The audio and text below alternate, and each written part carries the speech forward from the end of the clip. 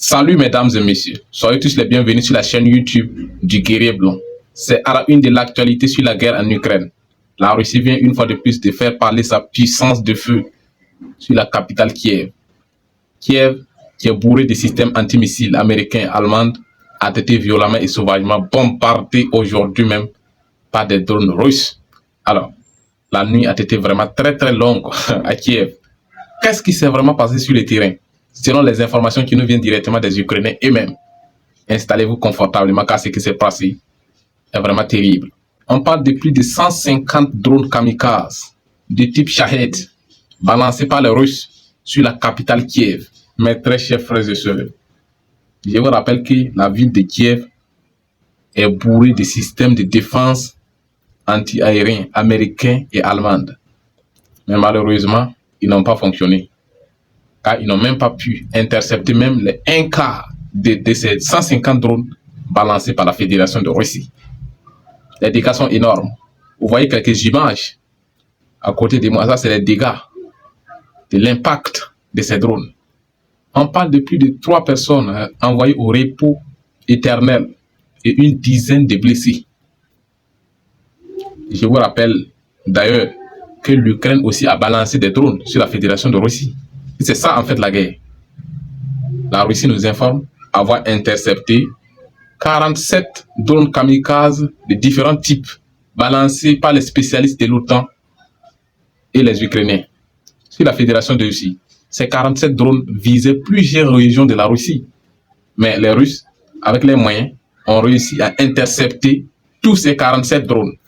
Donc les dégâts sont minimes.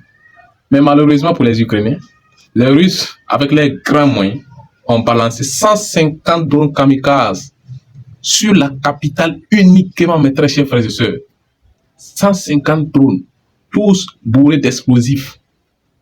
Selon le journal Reuters, les Russes ont adopté une nouvelle stratégie qui les permet d'échapper au système de défense antiaérien. C'est-à-dire, les Russes ont déjà étudié les positions des systèmes de défense antiaérien positionnés à Kiev.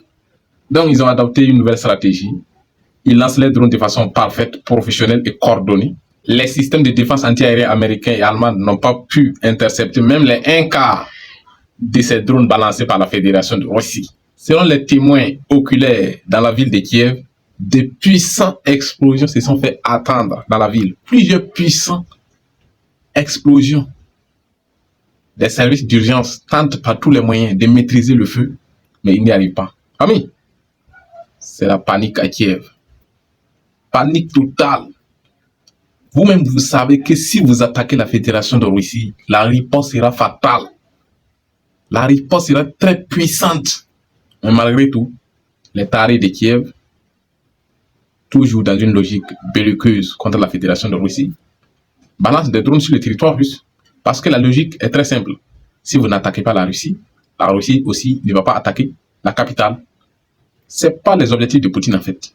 L'objectif, c'est la libération totale des régions frontalières de la Fédération de Russie, revendiquées par Poutine. C'est ça la vérité. Mais les Ukrainiens, ils se lèvent, poussés par les Européens, balancent des drones kamikazes sur la Fédération de Russie. Mais les Russes ont des moyens. Les systèmes de défense sont plus puissants que celles des Américains. Ils arrivent à intercepter la majorité de ces drones lancés par les Ukrainiens.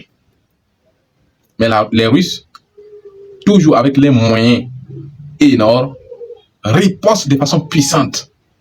Imaginons 150 drones, tous bourrés d'explosifs, qui ont visé la capitale Kiev. Amis, en tout cas, laissez vos avis en commentaire, likez la vidéo, abonnez-vous, activez la cloche de notification et une fois de plus, laissez-nous un pouce bleu et abonnez-vous pour vous tenir informé heure par heure de tout mouvement qui se passe sur les champs des hostilités venant des sources fiables. Vive le monde multipolaire, vive l'Afrique libre et souveraine. C'est de ça qu'il s'agit, famille.